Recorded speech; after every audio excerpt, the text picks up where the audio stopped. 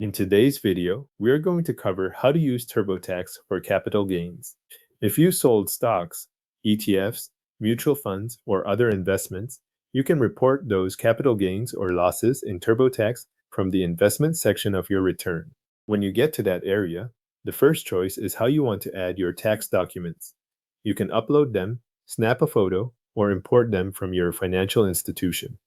If you prefer to enter everything yourself, select Type it in Myself and move forward. Next, choose the type of investment you are reporting. Select stocks, bonds, mutual funds with the forms listed there, then continue to the next screen. TurboTax will then ask for your brokerage details. If you are importing, search for your financial institution and sign in to connect the account. If you are entering the information manually, type in your brokerage name, your account number if it is available, and your payer's EIN, then continue. After that, TurboTax asks whether any of the sales include employee stock. This includes shares from an ESPP, RSU, or ISO.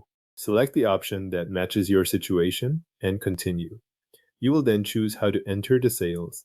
TurboTax may allow either individual entries or sales totals depending on the brokerage information. For this example, choose Enter one by one so each transaction is entered separately. On the 1099-B entry screen, select the correct sales section from your form before entering the transaction details. This matters because the section determines how the sale is categorized on your return.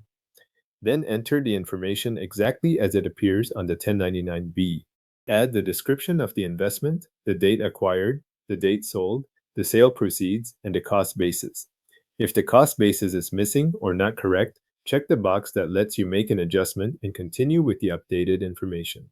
Once the sale details are in place, TurboTax will show follow-up questions based on that transaction.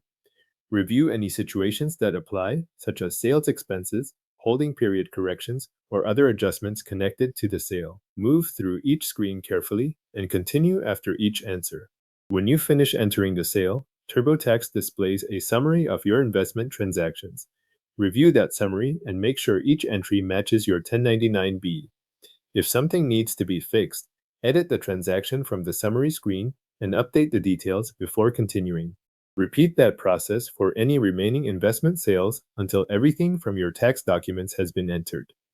After that, TurboTax calculates your capital gains or capital losses automatically and places them on the appropriate IRS forms in your return.